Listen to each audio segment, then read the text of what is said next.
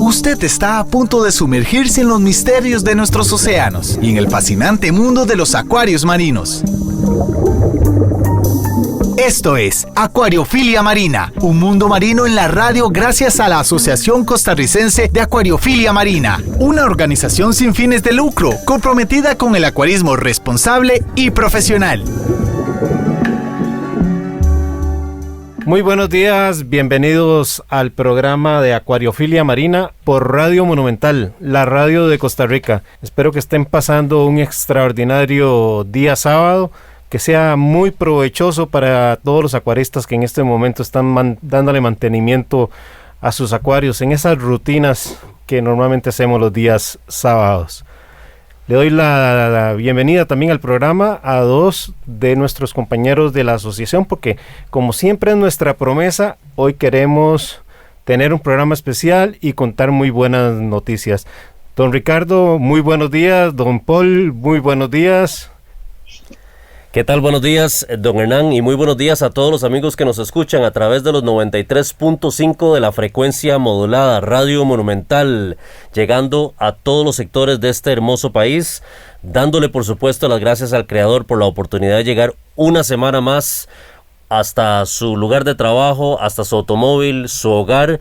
Gracias por permitirnos entrar por medio de este programa Acuariofilia Marina, que es un programa de la Asociación Costarricense de Acuaristas Marinos que busca concientizar y comunicar muchos de los esfuerzos que se hacen a través de nuestro país para el rescate de los recursos naturales, con mucho énfasis en los recursos marinos. Y hoy bien acompañados también en el Control Master con Javier Castillo, damos la bienvenida a un compañero de la asociación, a don Paul. Gracias, Paul, por estar acá en esta mañana. Muy buenos días, don Hernán, Ricardo, y muy buenos días este maravilloso sábado a todos los radioescuchas, ¿verdad?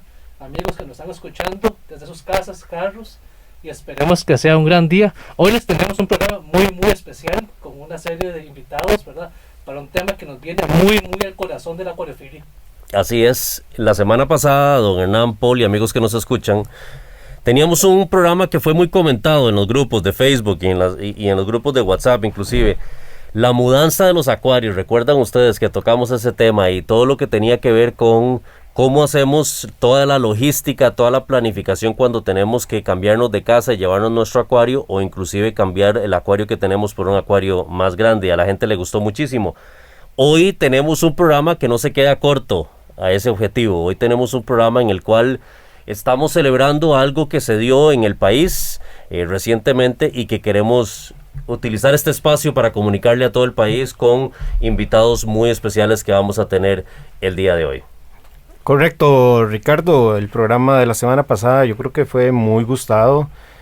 Nunca es fácil moverse de un acuario pequeño a uno más grande, y más aún cuando tenemos que pensar en trasladarnos fuera de la casa para ir a un nuevo domicilio y se complican más las cosas.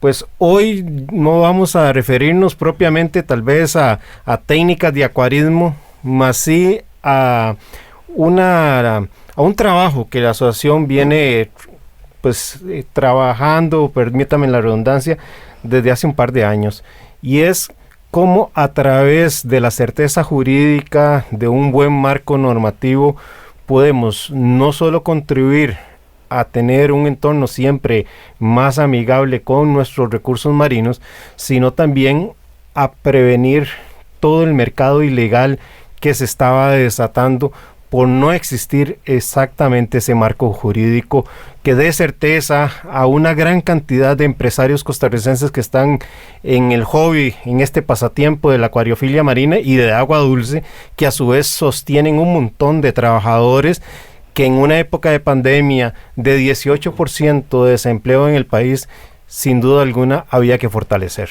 Don Hernán, hace más o menos 2 años, como usted lo indicaba, empezaban a darse algunos cambios en las leyes y regulaciones del país con respecto a la acuariofilia, y usted muy bien recuerda que algunos de nosotros como miembros de la asociación empezamos, si se quiere, hasta desesperadamente a reunirnos con diferentes entidades y jerarcas de las diferentes carteras del gobierno. Recuerdo que estuvimos en diferentes despachos de diputados, Estuvimos también en los despachos de los ministros correspondientes tratando de abogar por una oportunidad para esclarecer y poder dar más información para que las decisiones que se tomaran a nivel institucional fueran un poco más informadas y a lo mejor no tan radicales, sin fundamento si se quiere, por lo menos desde el punto de vista de nosotros. Y muchos de ellos escucharon, pero faltaba un engranaje central, un ente que tomara esto de corazón y que dijera: vamos a proponer un grupo de trabajo que hiciera la diferencia, que hiciera un análisis serio, un trabajo de muchísimo tiempo muy serio y que diera una recomendación. Y Paul, vos como representante del sector privado en la acuariofilia, recordás hace 2 años empezó un momento muy complicado para toda la industria. Sí, claro. Si bien desde 2 años empezamos a escuchar todos los problemas que tuvimos, pues a partir de julio del año pasado, en plena pandemia, fue que nos llegó la primera noticia de que la actividad entera, todas las especies de peces, invertebrados de nuestra actividad, habían sido declarados vía silvestre en Costa Rica. Eso tenía cierta cantidad de implicaciones legales. Por ejemplo, dejamos de poder tenerlos nosotros en ambiente privado en nuestras casas, sino que para poder tenerlos teníamos que registrar un sitio de manejo de vida silvestre, y eso conllevaba tener un veterinario regente, ¿verdad? Un veterinario de tiempo completo que cuidara todos nuestros animales. Además, implicaba que se podían importar, pero más no se podían comercializar en ámbito privado. Entonces eso esencialmente pues le daba fin a nuestra actividad tal como la conocíamos. Ricardo, yo soy tal vez el más viejo de ustedes en estar en este pasatiempo, y yo siempre he dicho, nunca había visto tanto tráfico ilegal desde el momento en que se prohibió la importación de peces y corales en este país. Nunca había visto, o por lo menos tenía, no sé, tal vez desde los años 80 por ahí, ver cómo se extraían caballitos de mar de nuestras costas, idolomoros y así una gran cantidad de otros peces. Y por supuesto que dolía ver cómo la asociación, haciendo un esfuerzo para restaurar los arrecifes coralinos, dar ayuda logística, económica y de visibilidad a estos proyectos, nos exponíamos a que de la noche a la mañana todos esos esfuerzos de restauración de corales se quedaran sin corales, simplemente porque los corales que son cultivados en situ o ex situ en granjas que se han desarrollado para sostener este pasatiempo, ya no podían entrar a Costa Rica. Y ahí vino todo el desarrollo de la lucha que ustedes dos han llevado a lo interno de la comisión, que ya ahorita nos van a referir. Sí, era bastante preocupante para nosotros, no solo por el tema del impacto a la industria, como ya Paul no lo explicaba, sino como lo dice usted, don Hernán, había un efecto, un mercado negro que se creó y que se propulsó, inclusive en ese tiempo, saqueando nuestras costas, que ya de por sí estaban bastante afectadas por todos los efectos de sedimentación y cambio climático. Inicialmente eran peces, pero conforme se vio la ausencia de importaciones legales, ya quien iba por un pez echaba también el invertebrado que se encontraba, el camarón, la estrella, y luego los corales, algas, roca viva, etcétera. Realmente fue muy lamentable esa época de oscurantismo que tuvimos en la acuariofilia. Sí, así es. Sin embargo, se dio una excelente noticia para nosotros el año pasado. Paul, don Hernán y amigos que nos escuchan, el año pasado, pasando por ese proceso tan difícil, en medio de esa oscuridad se dio la luz y el presidente ejecutivo de Incopesca, don Daniel Carrasco Sánchez, ordenó la conformación de una comisión interdisciplinaria, y esa comisión fue formada por las diferentes entidades. En aquel momento pues formaron parte de esta comisión lo que es Incopesca, por supuesto, el MINAE también estuvo representado, SENASA también. La academia formó parte de esa comisión, y esa comisión también albergó, o por lo menos permitió que un representante de empresa privada entrara también a tener voz, y nosotros como asociación también fuimos parte, tomados en esa comisión. Así que agradecemos muchísimo, por supuesto, esa oportunidad de formar parte de la comisión, y hoy tenemos acá algunos de los miembros de esta comisión como invitados para que nos cuenten un poco qué fue lo que pasó. Y Paul, si usted me permite, yo voy a presentar a los invitados que tenemos acá. Hoy tenemos a Carlos Alvarado y a Ana Sofeifa, que son representantes de Incopesca. También tenemos a Carolina Elizondo como representante de SENASA. Tenemos también a Eugenia Dobles, que es representante de la academia, en este caso de la Escuela de Ciencias Biológicas de la Universidad Latina de Costa Rica. Paul, vos representando no solamente a la asociación, sino también al sector privado, y mi persona representando a la asociación. Así que a todos ustedes, queridos y estimados compañeros de la comisión, muy buenos días. Muchas gracias por estar acá con nosotros comunicándole al país el esfuerzo de esta comisión de más de un año de estar ejecutando la diligencia correcta y el detalle correcto, y trabajando con otras entidades fuera de la comisión también para poder tener el resultado que hoy tenemos. Pero quiero darle la bienvenida a ustedes. Muy buenos días, Carolina. Gracias por acompañarnos. Muy buenos días. Ana Sofeifa, muy buenos días también, que nos acompaña. Buenos días, muchas gracias por la invitación, gracias por el espacio. A Socan. Muchas gracias. A Eugenia Robles también. Buenas, ¿qué tal? Un gusto estar acá con ustedes. Gracias. Y Carlos también, muy buenos días. Sí, muy buenos días a todos los presentes y escuchas. Para nosotros es un verdadero gusto poder compartir esta experiencia con todo el público y que conozcan qué es lo que se ha logrado a través de este esfuerzo tan importante de coordinación interinstitucional en pro del desarrollo de esta actividad tan importante a nivel país y a nivel mundial. Así es. Y Carlos y Ana Sofeifa, una pregunta para ustedes. ¿Cómo surge la intención y la buena voluntad de Incopesca de tomar el liderazgo y empezar a dar las recomendaciones y las directrices para crear esta comisión? Bueno, muchas gracias. Carlos, si gusta, toma la palabra. Sí, bueno, nosotros en el Incopesca tenemos varias sus departamentos, diría yo. Bueno, yo estoy a cargo del departamento de fomento acuícola, por lo tanto nosotros estamos enfocados a desarrollar la acuicultura, y la acuariofilia es parte de esta actividad. Por otro lado, tenemos a la compañera Ana Sofeifa, que es la jefa del departamento de promoción de mercados, que estamos ligados en los mismos rangos de acción que tiene que ver con el fomento, la comercialización y todo lo que tenga que ver con trámites de la industria.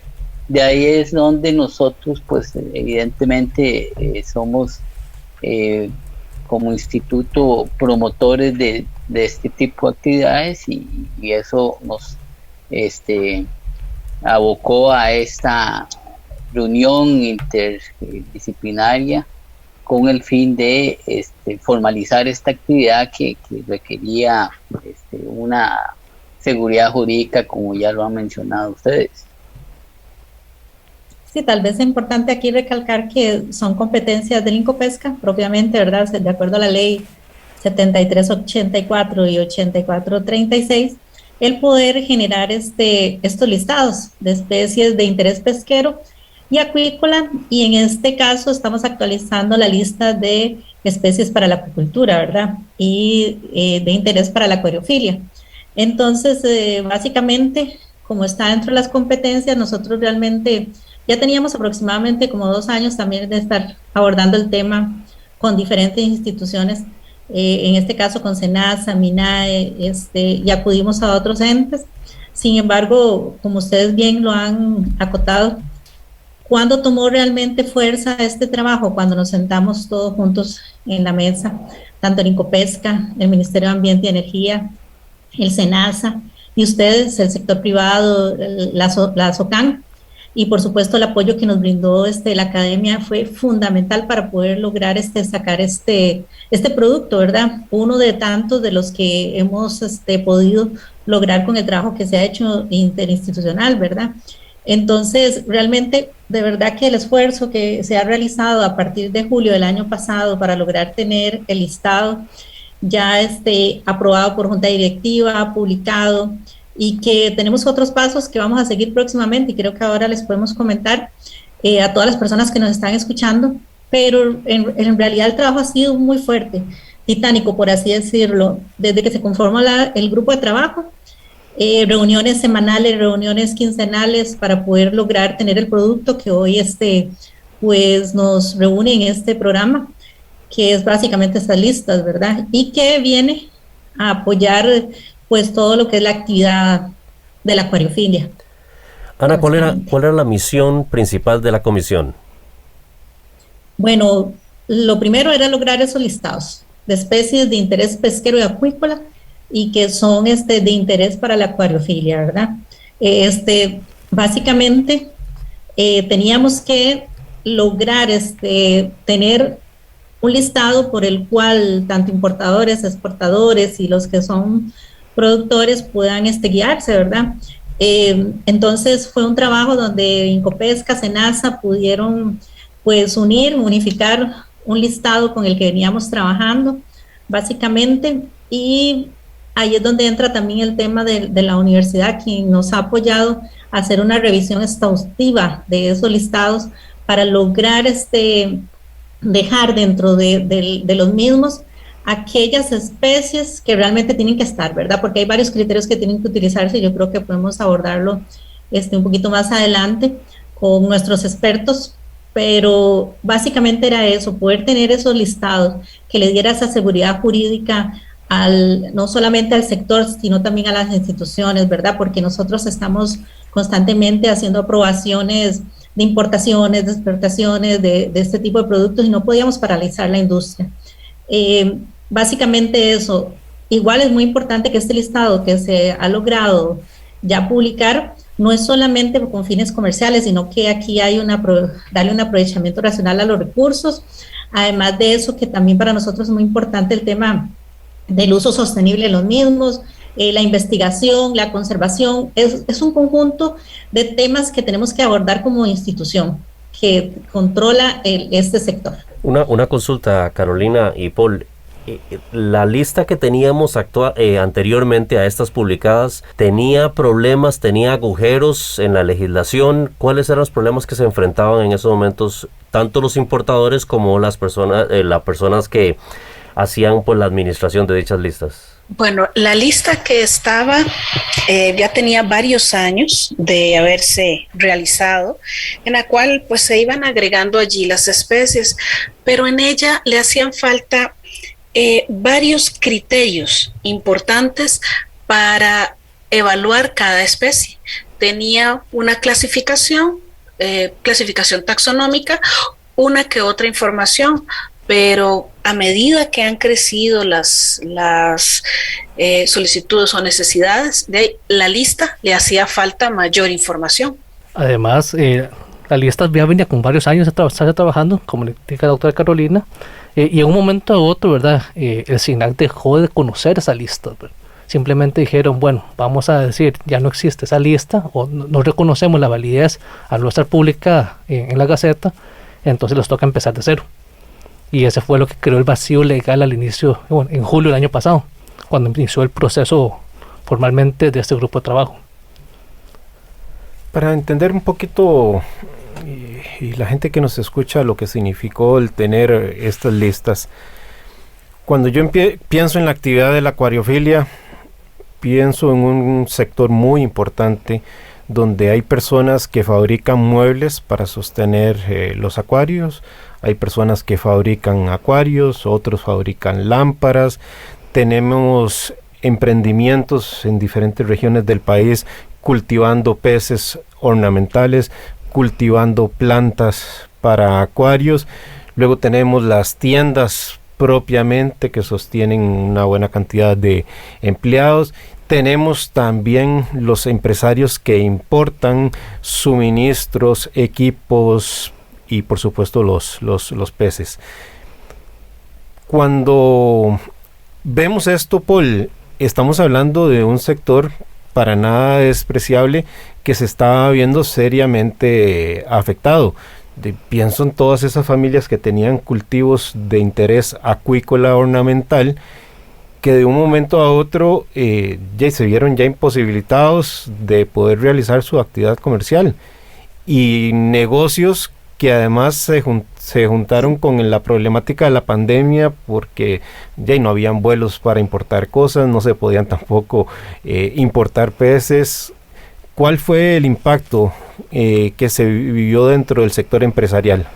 Sí, don Hernán. Bueno, recordemos que la acuariofilia es una actividad que en este momento da sustento económico a más de 1,000 familias costarricenses en todo el país, desde los importadores de equipos, de peces, hasta los dueños de acuarios, todos los que trabajan para ellos y todos los que crean accesorios, la gente que está haciendo peceras, montando muebles para peceras, los que están dando mantenimientos a las peceras en muchas familias.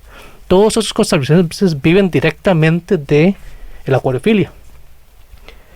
Entonces tenemos que entender, para poder entender el proceso que se llevó, ¿verdad? Tenemos que entender que nuestra actividad es regida por 3 entidades gubernamentales. Tenemos al SENASA, Servicio Nacional de Salud Animal, tenemos al SINAC y tenemos al INCOPESCA. Todas esas entidades tienen sus competencias y a la hora de importar un pez, todos tienen que participar. Como importador de peces, yo tengo que solicitarle aprobación a todas esas entidades cada vez que hago una importación de peces. Perdón, Paul, nada más para que quede claro. ¿Se hace una petición y punto? ¿O cómo es que funciona a nivel internacional que no haya una violación de los acuerdos del control o el tráfico de las especies silvestres? ¿Cómo se conversan los gobiernos de uno y otro país para autorizar las importaciones? ¿Qué garantías hay de que no ingresen, por ejemplo, peces enfermos, etcétera? Bueno, en realidad el proceso regulatorio es bastante extenso, ¿verdad? La doctora Carolina no me permite mentir aquí. Por ejemplo, nosotros en Costa Rica podemos importar especies ornamentales desde esencialmente Estados Unidos y Colombia, porque son los países con los cuales el SENASA ha tenido relaciones directas para hablar y establecer el contacto de cuáles especies sí y cuáles no, y cuáles son los requisitos para poder importar. Entonces, SENASA tiene una lista de requisitos que son necesarios para poder importar peces, desde cómo se debe llevar la cuarentena en Estados Unidos, cuáles países, cuáles especies se pueden traer y cuáles especies, porque se saben que son susceptibles a ciertas enfermedades, tienen que llevar un control de laboratorio muy específico. Entonces sabemos, por ejemplo, que para las carpas que son susceptibles a ciertas epidemias, esas tienen que ser llevadas a un laboratorio, ¿verdad? Donde el laboratorio diga, ok, no tienes esa enfermedad, este embarque puede proceder a Costa Rica. Y de esa manera pues, se lleva con todos los países. Igualmente nosotros empresarios tenemos que tener cuidado, ¿verdad? Nosotros sabemos que si importamos un pez enfermo, es un pez que primero nos va a salir caro poder tratarlo, poder curarlo y poder venderlo, o si no se nos va a morir de camino, entonces va a ser una pérdida. Y por eso mismo, entonces, entre los mismos empresarios sabemos que es preferible a veces comprar de un proveedor más caro, pero que sea un pez de mejor calidad. Pues yo había leído, no tengo el dato de este año, me imagino que se ha atrasado por todo el tema de la pandemia, pero por lo menos al año pasado habían más de 700 especies de peces ornamentales marinos que ya se reproducían en cautiverio. Entonces tenemos tanto los peces ornamentales que se reproducen en cautiverio con los que son propiamente silvestres extraídos del mar bajo sistemas de cuotas. En ambos casos tenemos un acuerdo internacional que regula ese tráfico, que es conocido como el CITES. Es correcto. ¿Cómo funciona eso para que la gente entienda de que no es traer por traer? Ok, entonces tenemos ahora, interactúan dos cosas separadas, ¿verdad? Primero tenemos que en la parte de dulce, pues la mayoría, 95% de las especies que se comercializan en la acuariofilia dulce, ¿verdad? Son criados, son productos de acuicultura, y en marino no tantos, pero ya estamos haciendo progreso. Esto porque la mayoría de las investigaciones y los desarrollos para poder reproducir especies marinas se ha dado en los últimos 5 años.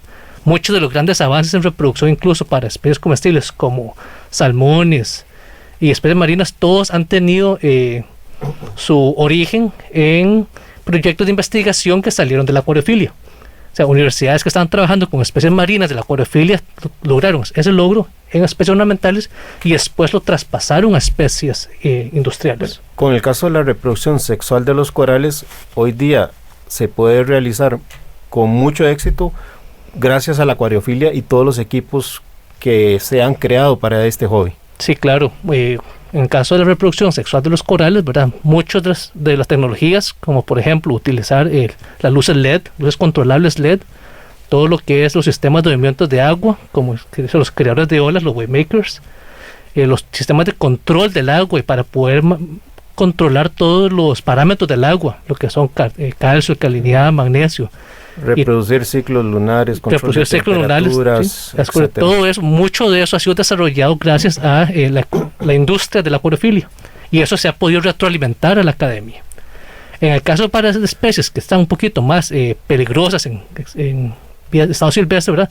Sí tenemos la convención, con la convención CITES, que es la Convención Internacional para la Comercialización de Especies en Peligro, y el CITES lo que regula es el comercio de esas especies. ¿Qué quiere decir? Si alguna especie está entre los listados del CITES, particularmente en el apéndice 2 del listado CITES, quiere decir que se ocupa un dictamen de extracción no perjudicial para poder ser comercializado. Y esto implica que se hizo el estudio en estado silvestre y el gobierno de cada país dictaminó que puedan sacar una cierta cuota de esos individuos, o si no, lo que se hizo fue que se hizo una reproducción in situ o ex situ, donde las poblaciones salvajes de silvestres no eran afectadas. Bueno, vamos a ir a una pausa porque nos está ganando el tiempo, pero sí va a ser muy interesante cuando en la segunda parte del programa analicemos un poquito la complejidad de lo que fue armar estas listas, qué tan extensas, para que la gente que nos escucha a través de Acuariofilia Marina entienda la complejidad de crear estas listas con toda la información que ella requiere. Vamos a separarnos unos instantes y ya volvemos con más de Acuariofilia Marina. Estamos de regreso en Acuariofilia Marina por Radio Monumental, la radio de Costa Rica, hoy conversando sobre el decreto que estableció las listas de interés acuícola ornamental de diferentes especies. Paul, cuando ustedes estaban en la comisión, Ricardo y señores que nos acompañan de Incopesca y Senasa, me imagino que se encontraron con una labor gigantesca de comenzar a inventariar y a clasificar y tener en cuenta que con el paso del tiempo también hay reclasificaciones de una especie para otro lado, etcétera. ¿Qué tan complejo fue ese trabajo? Sí, yo creo que fue uno de los trabajos a lo mejor más complejos que vivimos, y creo que aquí en este aspecto también fue muy importante la labor que jugó la Universidad Latina, la parte académica, y cómo inclusive para los amigos que nos escuchan, se unió en ese trabajo no solamente los que estábamos en la comisión, sino también asociados de ASOCAM, que se pusieron el overall para levantar listas, y muchos de esos inclusive son dueños de acuarios que también aportaron su experiencia para asegurarse que nada se nos escapaba en esas listas, y la Universidad Latina, por supuesto, orquestó completamente todo el behind the scenes para crear esas listas. Pero voy a permitir que Paul y Ana Eugenia nos cuenten un poquito todo ese ensamble que sucedió. Sí, la labor fue bastante extensa, ¿verdad? Cuando nos reunimos por primera vez, la primera parte del trabajo fue poder mapear exactamente cómo era el proceso, todas las regulaciones que afectaban la industria, y seguido a eso pues empezamos a tratar de pegar todas las listas preexistentes, ¿verdad? Entonces Senasa tenía una lista de especies que se comercializaban, Incopesca tenía una, y a la hora de pegarla fue una labor titánica, porque terminamos con un Excel que tenía como 1500 líneas, y al final había que llenarle como 26 o 27 columnas, ¿verdad? Y en esa labor, pues, Ana Eugenia fue absolutamente fundamental. ¿Nos comentas un poquito, Ana Eugenia? Sí, bueno, comentarles un poco, realmente, pues, fue una labor que inició un poco antes de que se conformara este grupo de trabajo. A nosotros nos solicitaron la colaboración en febrero de 2020, en una reunión en Senasa, justamente donde a partir de una serie de reuniones entre Incopesca, SINAC y Senasa, habían determinado la urgencia y la premura en el tema de las listas y oficializar las listas de especies ornamentales. Entonces, a partir de ahí se estableció una figura, un proyecto de voluntariado que forma parte del programa Ecología y Desarrollo Sostenible de la Escuela de Ciencias Biológicas, y empezamos a trabajar con estudiantes en la revisión de las listas y en la confección de las listas. SENASA nos brindó un listado de Excel con tal vez algunas especies que eran de exportación y de importación, que fueron la base para empezar a construir estas listas. El sector empresarial nos brindó más información sobre otras especies que eran de interés de ellos, y entonces fuimos armando justamente las especies que más nos llamaban, que estaban siendo incorporadas justamente en la acuariofilia y que eran de interés de la acuariofilia en Costa Rica. Lo primero que hicimos, bueno, esto fue un proceso realmente de aprendizaje. Los primeros meses fueron la curva de aprendizaje en cuanto a los listados que están disponibles, las bases de datos en donde se puede investigar la información. Trabajamos un poco lo que fue la parte taxonómica desde nivel de familia, especie, órdenes, en fin, lo cual fue bastante interesante. Posteriormente trabajamos un poco lo que son las bases de datos de CITES, de UICN, información de historia natural sobre cada una de las especies, y encontramos un factor común. Hay una gran ausencia de información disponible. La mayor parte de las especies no han sido evaluadas, no han sido investigadas, no se tiene información disponible sobre estas especies. También encontramos que había muchísimas especies que se trabajaban con códigos, porque resulta ser que todavía no se les habían asignado nombres. Entonces eso creó todavía una confusión mayor a nivel de lo que se trabaja en ciencias biológicas propiamente dicho. Y ya en una segunda etapa del proceso, lo que trabajamos fue la depuración de las listas, porque nos dimos cuenta que también los nombres de las especies varían. Entonces teníamos múltiples sinomías, y eso hacía que estábamos reconsiderando muchas especies. De ahí que el listado original hablábamos de unas 2.000 especies, y cómo se llama, y lo llegamos a filtrar a 1.500 especies.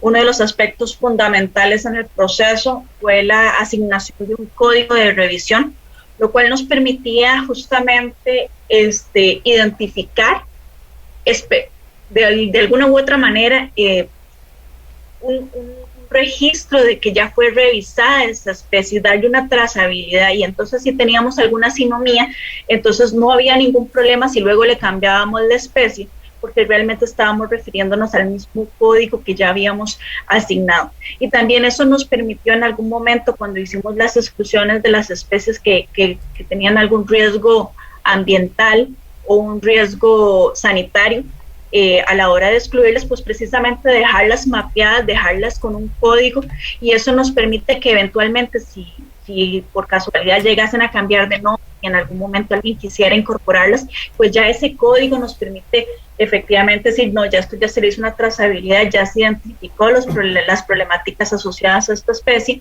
y poderlo considerar a futuro. Entonces, para resumir, más o menos invertimos alrededor de unas 3.000 horas estudiantes, unas 700 horas docentes en el proceso. Realmente pues fue un proceso magno. Los estudiantes realmente me enviaban información, inclusive en ocasiones cuando había premura, cuando era urgente entregar los informes, inclusive a medianoche, algunos trabajando muy tarde en esos procesos, y eso habla del compromiso de los estudiantes y la conciencia que tenían justamente con el sector, y con la urgencia de este trabajo y de la necesidad que tenía tanto la acuariofilia como en sí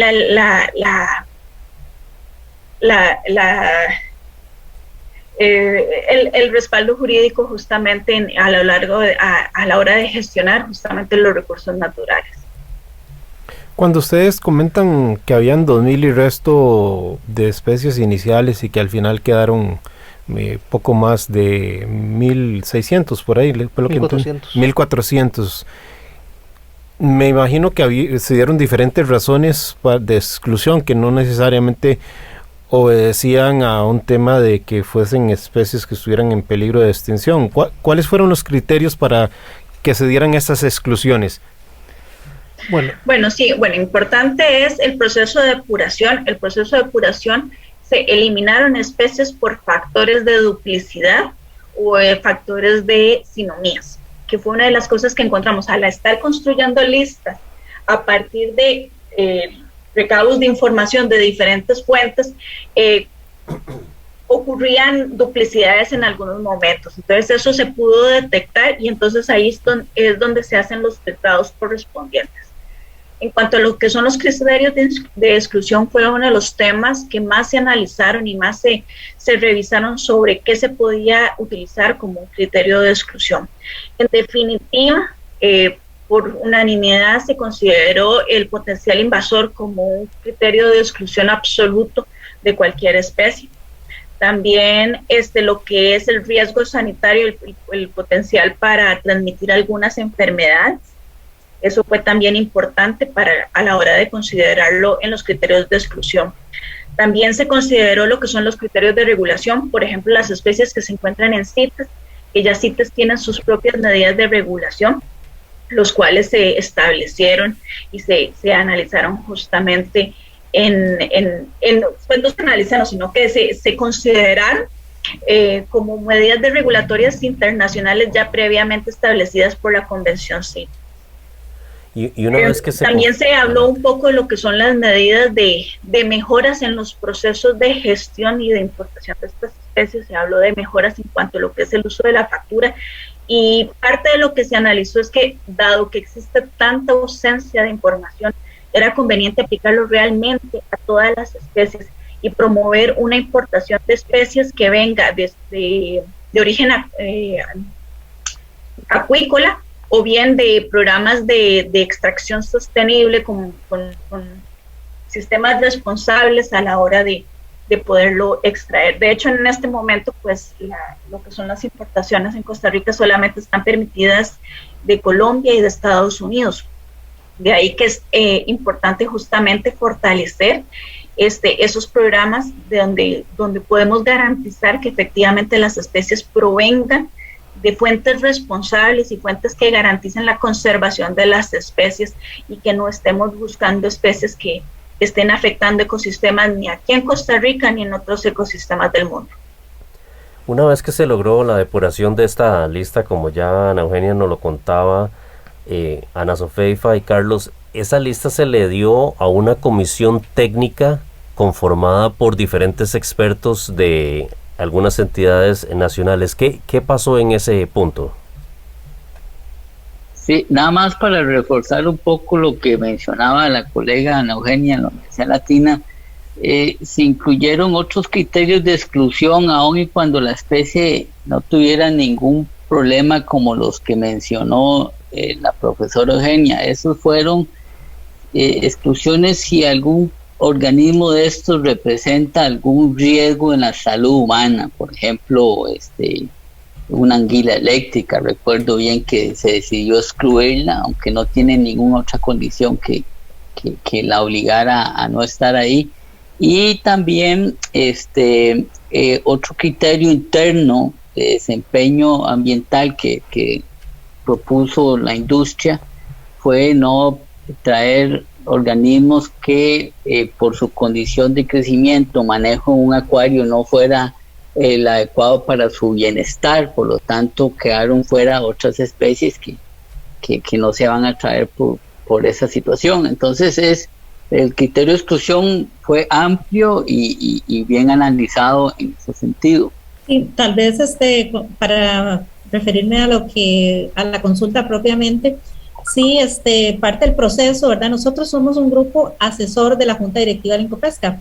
Así como nosotros fuimos conformados para realizar este trabajo, también hay una comisión técnica científica que está conformada por instituciones como la Universidad de Costa Rica, también la Universidad Nacional, el MISIT, el MINA, el Incopesca la coordina.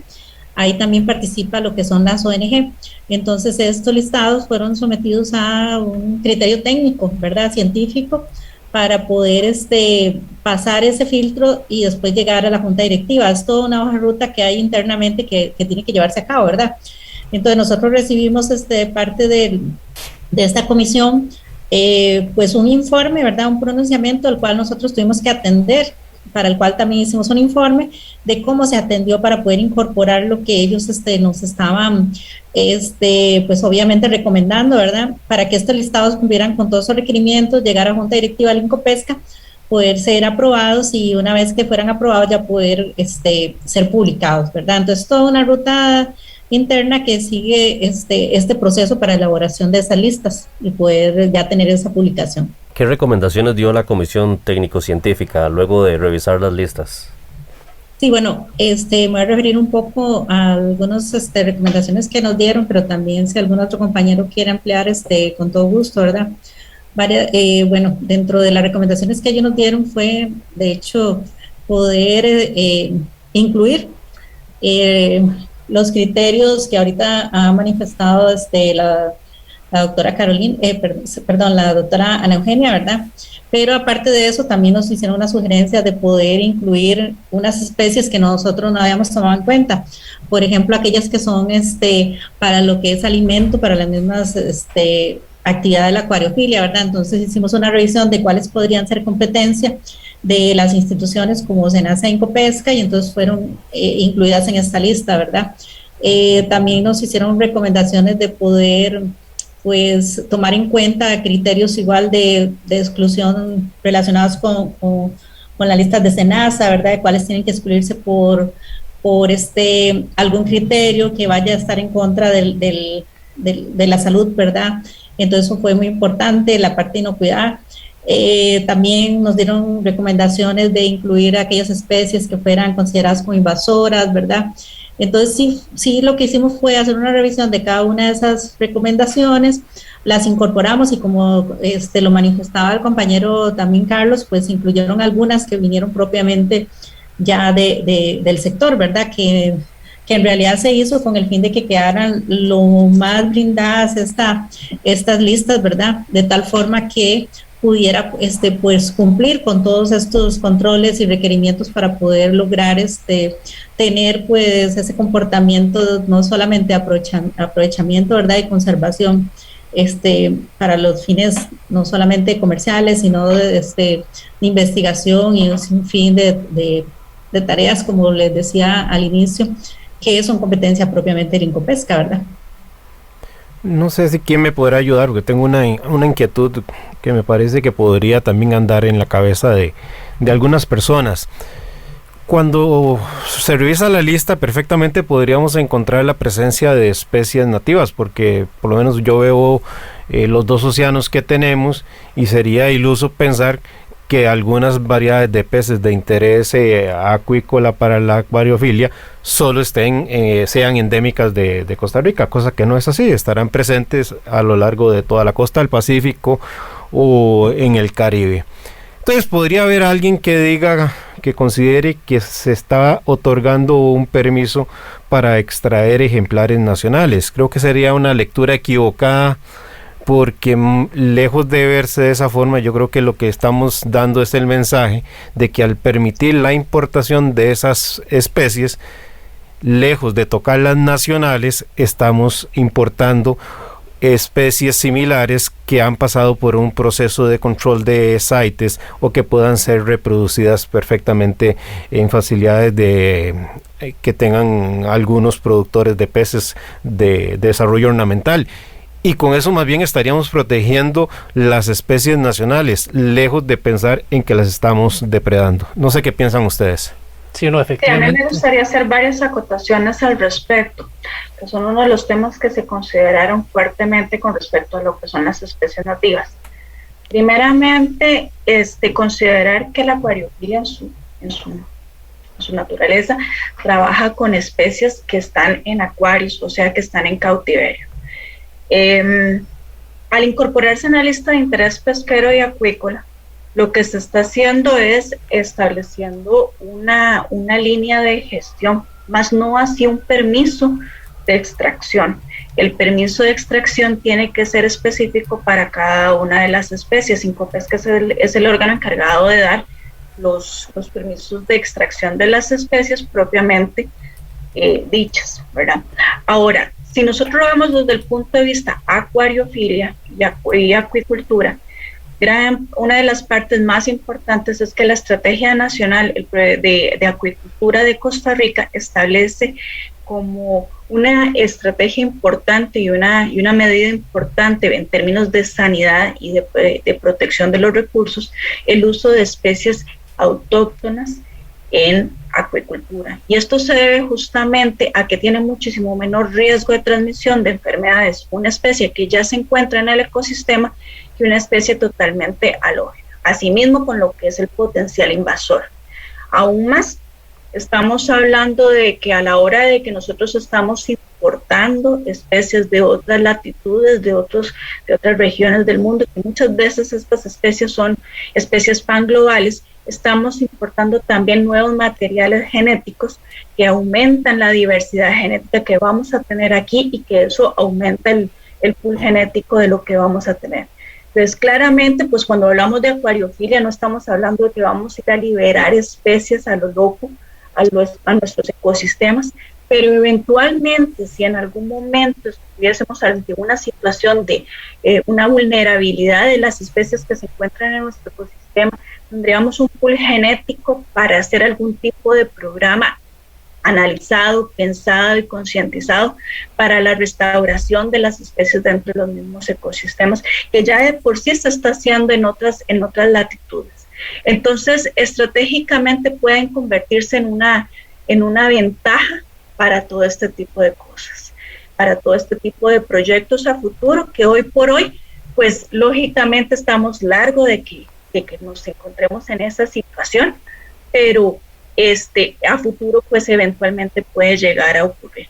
Claramente lo que es la extracción de especies de nuestros ecosistemas naturales, tanto de mares como de ríos, definitivamente no es algo con lo que se está trabajando, no es algo que le interese al sector y aún más tiene un costo económico muchísimo mayor de lo que representaría la importación de estas especies. Por ende, no es sostenible bajo ninguna perspectiva pensar en la extracción de las especies de nuestros ecosistemas naturales. Y perdone, yo le agregaría por la experiencia práctica que tengo, no tiene tampoco ningún sentido porque cuando se importan estos peces han pasado por facilidades que les van a curar cualquier enfermedad que tengan, les van a enseñar a comer a la comida procesada que se usa en los acuarios y ningún acuarista va a poner en riesgo una inversión económica comprando algo de naturaleza totalmente silvestre que se ha extraído de alguna de las costas, que lastimosamente por el mercado negro que se dio, pues vimos esa parte. Yo tenía otra inquietud, pero no sé si todavía falta cerrar este tema, si alguien más quiere participarlo. No, la otra inquietud que yo tenía es con el tema de lo que se puede interpretar o se entiende por especies invasivas. Y lo digo porque en algún momento vi que se metieron los cuatrocolas como especies invasivas y yo les digo, yo tengo casi, 45 años de tener cuatrocolas y nunca he visto en un río de Costa Rica un cuatrocolas. Sí, este es un tema que todavía tenemos que seguir abordando, ¿verdad? Y específicamente ocupamos preparar estudios en conjunto con la academia, donde demuestran que muchas de las especies que son invasivas en otros países no van a ser invasivas en las aguas costarricenses. Parte de lo difícil que ha sido generar esa lista es que muchas veces nos apuntaban a listados de especies invasivas que fueron generadas en Estados Unidos, en México, en España, y uno les dice, ok, pero si usted no se fija en la lista de ellos declararon invasivas especies nativas de Costa Rica. Y uno dice, claramente, si es nativa de Costa Rica, no puede ser declarada invasiva en nuestro país. Y a la misma vez, entonces, hay muchas especies así que hay que estudiar una por una. Y efectivamente eso lo que nos dice es que ocupamos más estudios. Ocupamos trabajar de manera más integral, más interinstitucional, conjunto con la academia y con los entes que nos regulan, para poder estudiar, para poder determinar especie por especie, cuáles podrían tener un efecto invasivo en nuestro país. Hay especies, por ejemplo, que se eliminaron por potencial invasivo, como el pez león, Sabemos que ese es un pez que viene desde la costa atlántica, desde la costa caribeña, y es altamente invasivo. Ese claramente, bueno, por ese potencial no se puede seguir importando a Costa Rica. Desde hace muchos años no se hacía, pero quedó muy claro. Ahí está ese potencial invasivo. Hay peces como los que llaman los cabezas serpiente, ¿verdad? Que son altamente carnívoros y pueden caminar en superficies terrestres para llegar a otros ríos, a otras aguas.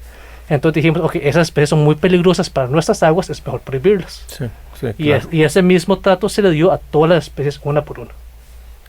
Tal vez en estos últimos minutos que nos quedan ya de programa me gustaría preguntarle a Ana Sofeifa, ¿cuáles son los siguientes pasos? Ya se logró esto, que es un gran logro de toda esta comisión, todo trabajo de estos tantos meses de trabajo, pero ¿qué sigue? Sí, muchas gracias. Bueno, antes de cerrar, igual volver a agradecer por este espacio tan importante donde podemos las instituciones participar en conjunto con ustedes, así como ha sido el trabajo del grupo, ¿verdad?, durante estos meses. Nosotros fuimos, siento que muy proactivos, todo el grupo de trabajo, porque no nos quedamos solamente con el producto que nos pidieron, que fue la lista, ¿verdad?, sino que además de eso, dimos algunas recomendaciones, hicimos un procedimiento para inclusión y exclusión de especies, ¿verdad?, para que, pensando en que este es un mercado muy dinámico, no podemos pensar en que una lista va a estar ahí estática, ¿verdad?, y inamovible.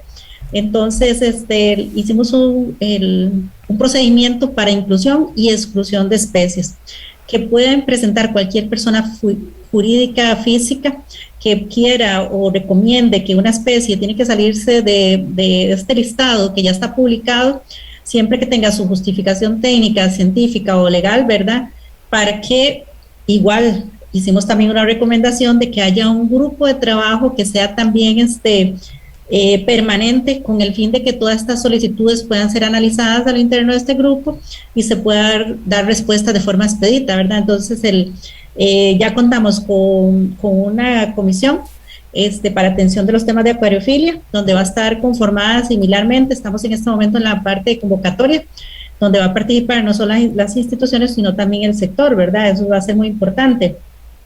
Básicamente, que se pueda no solamente actualizar la lista, sino que también se pueda aplicar el procedimiento. Algo que también es importante es que con el apoyo de la Universidad Latina se logró tener catálogos donde se ilustran cada una de las especies que están en los listados, ¿verdad? Entonces, ¿qué nos queda ahorita? Pues trabajar en lo que es un proceso de inducción, de comunicación al sector, ¿verdad?, para que estén informados, pero no solamente también al sector, sino que también a aquellas personas que están en los diferentes puestos y que tengan que en algún momento revisar, por ejemplo, especies en algún puesto fronterizo, ¿verdad?, que puedan tener el conocimiento para poder hacerlo, por lo menos con los catálogos. Entonces tenemos que trabajar en ese proceso de inducción para que se pueda hacer pues un trabajo más elaborado. Como lo mencionaba hace un rato Paul, también nosotros pertenecemos a la convención CITES, ¿verdad? Incopesca, es importante mencionar que a partir de este año, de febrero, es la autoridad administrativa para especies de interés pesquero y acuícola. Entonces, hay que ver qué especies de esta lista eventualmente van a estar exportándose desde Costa Rica, y si está dentro del apéndice CITES 2, debería hacerse un DEN, ¿verdad? Un dictamen de extracción no perjudicial, para contribuir con todo lo que es la parte de sostenibilidad. Entonces, esos son temas que hay que trabajar, así como lo que es la revisión de partidas arancelarias, de lo que son las notas técnicas que tienen las diferentes especies que se están importando y exportando, ¿verdad? Porque no se puede quedar solo a nivel de que hicimos una lista, y esto, como lo hemos dicho, no es solamente para fines comerciales, sino que hay también un tema de investigación que tiene que darse, sí, para ver qué se puede seguir aprovechando, ¿verdad? Y darle sostenibilidad a la actividad. Eso yo creo que es fundamental. Entonces, realmente esto es parte de lo que sigue, ¿verdad? Y esperamos próximamente ya contar con ese grupo de trabajo conformado. Ojalá que muchos de los que están acá puedan seguir participando, porque realmente ha sido un trabajo muy bueno el que se ha realizado, ¿verdad? Y que esperamos que siga con este mismo dinamismo con el que se ha trabajado básicamente. Sí, muchísimas gracias. Sí. Y también quiero extender el agradecimiento no solamente a ustedes que fueron parte de esa comisión en nombre de la Asociación de la Acuariofilia de la Industria, gracias por ese trabajo, y también agradecerle a Ana Victoria Paniagua, que era la representante de Junta Directiva de Incopesca en la comisión, y por supuesto a don Daniel Carrasco y todo su apoyo en la dirección ejecutiva de Incopesca. Nos ha ganado el tiempo. Muchísimas gracias por habernos acompañado en este programa de Acuariofilia Marina, como todos los sábados a las 9 de la mañana.